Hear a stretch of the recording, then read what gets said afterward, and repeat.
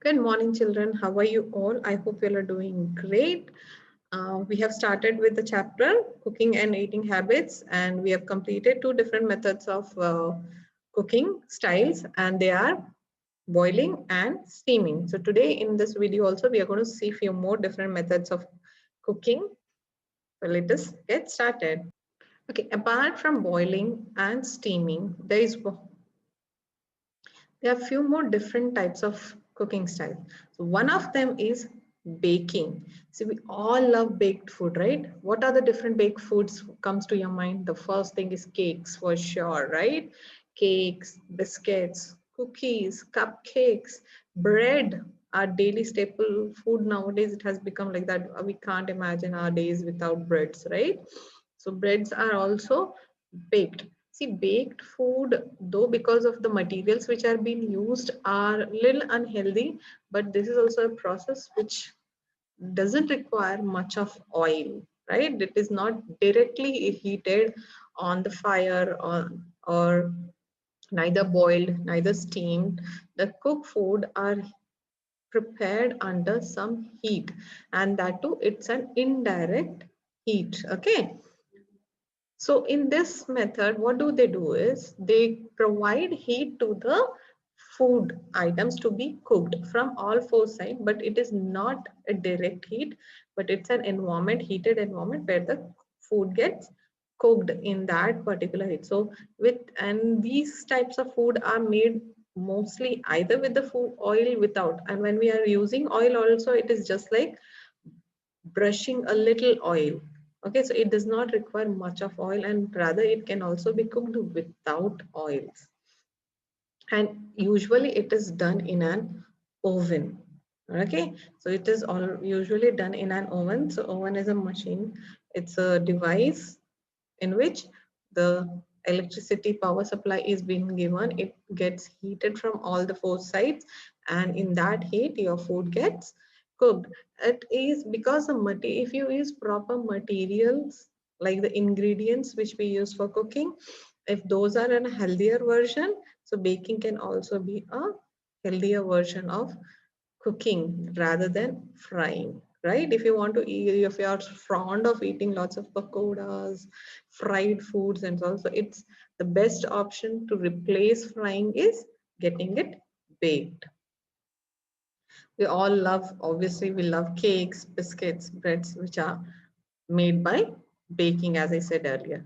So now let us see about frying. So what is frying? Frying is nothing but cooking of the food material in deep oil. So your container has lots of oil. In that oil we cook food, and that too a hot oil. In that we pour it, the food item gets fried and cooked inside that oil only.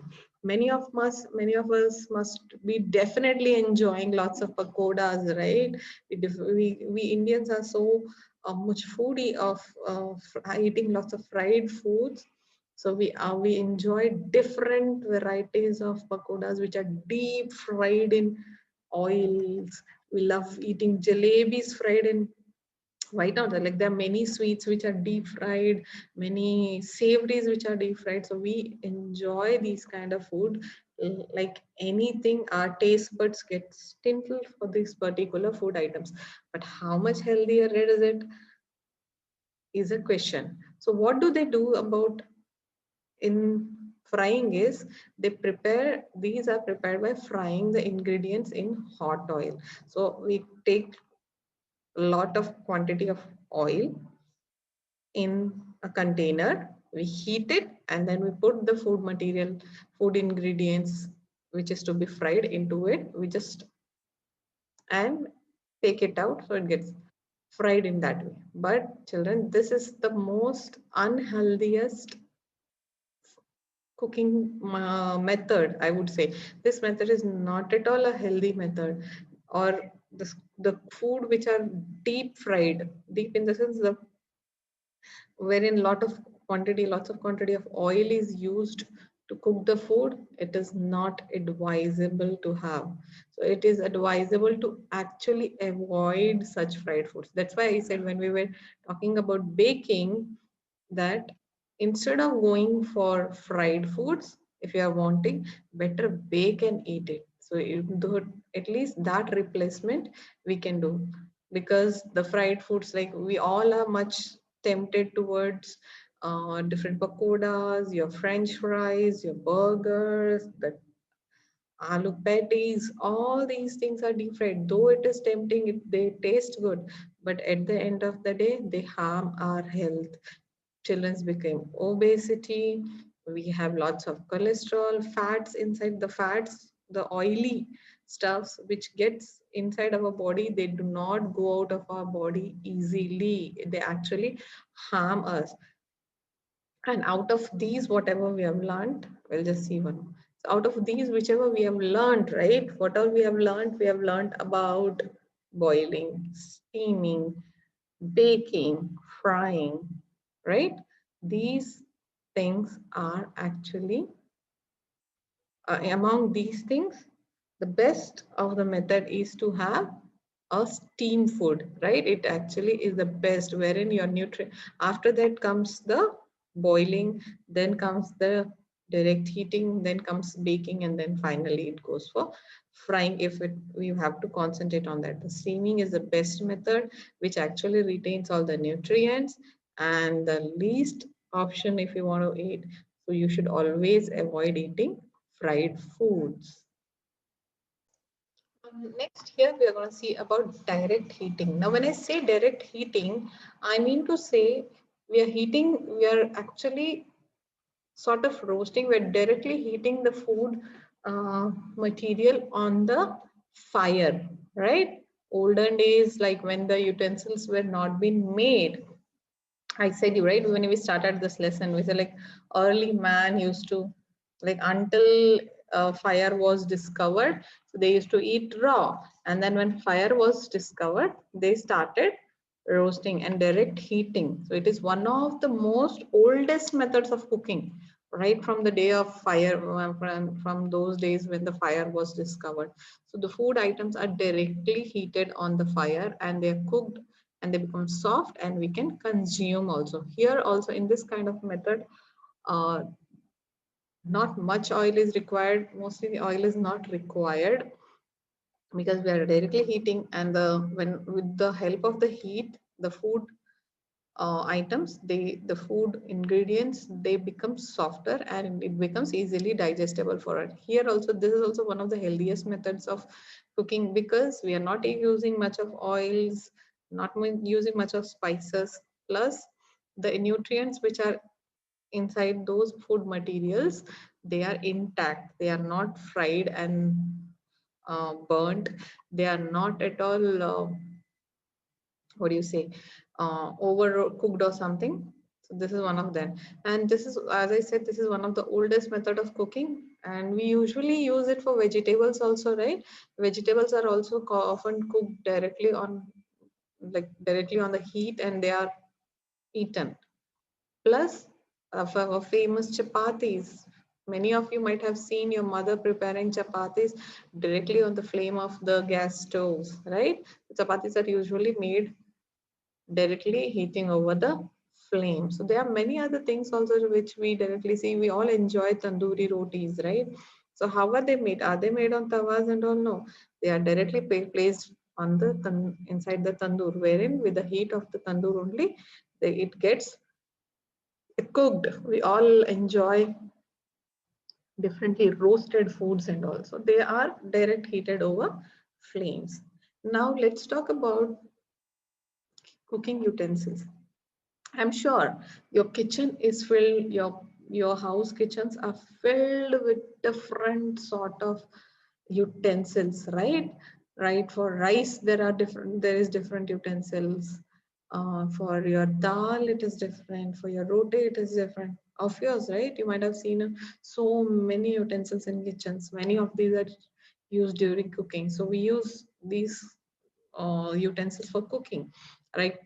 Deep vessels are, if I want to talk to you people about this one, see, if we want to prepare rice, we use a deep vessel wherein we can put water, especially for boiling.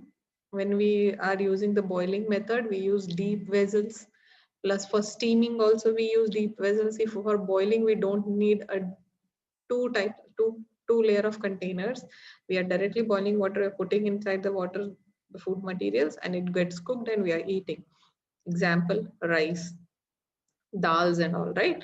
And now when we are talking about steaming requires two layers of utensil. Bottom where we pour water. Inside either we'll put a lid or another container, we put it over there which has holes from where the steam can pass and cook the food, correct? And we use pressure cookers for our dals, pulses and all, right? We use this grilled, we use tawas for our rotis, breads. We use different types of pans for different types of vegetables. For baking, we use oven. Yes. For frying, we use different deep pans and all, a little deeper pan so that we can pour a lot of oil. So there are so many different kinds of utensils which we also have in our houses, and we use different types of utensils for different style of cooking, right?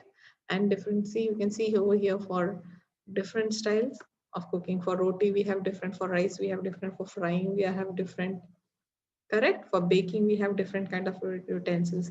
So with this chapter what we all have learned is that simple thing about cooking, we feel cooking is a simple thing, right? And but it has also got so many different types of techniques to be done. Healthier version of cooking, non-healthier version of cooking. For cooking, what are the different cooking devices which we needed, right? We need different kinds of cooking utensils. Which food can be preserved, how early man used to eat food, now how the food habits are there. So it is on always, see, these kind of cooking methods you should always learn it, because whenever we say don't eat fried food, don't eat outside food, don't eat this one, eat this one, why? Because these, with this you will be able to learn children saying that what are the healthy methods of eating, cooking food. So food is for us, we require for our healthy body, for our healthy growth, our strength, everything. But cooking can actually help you to uh, take all the nutrients from the food. Also, if it is not done in a proper way, we are actually harming our body only in turn. So you should always also know, see, whenever now onwards, whenever you're in and around the kitchen, when you're seeing your mother cooking, you definitely are supposed to ask her saying that, mom, what are you cooking? For that, what are the different vessels you're using? What style of cooking it is? How is it going to help you? Like when you have that, how is it going to help you for your body, right? And all pros and cons. So this is how the cooking and eating habits also are one of the part of our daily routine life. So with this note, we finish our chapter. I'll be sending the worksheet by tomorrow. Please do watch these videos repeatedly so that the things are quite understood for you people. If there is any doubt, please do let me know. Until then, bye-bye.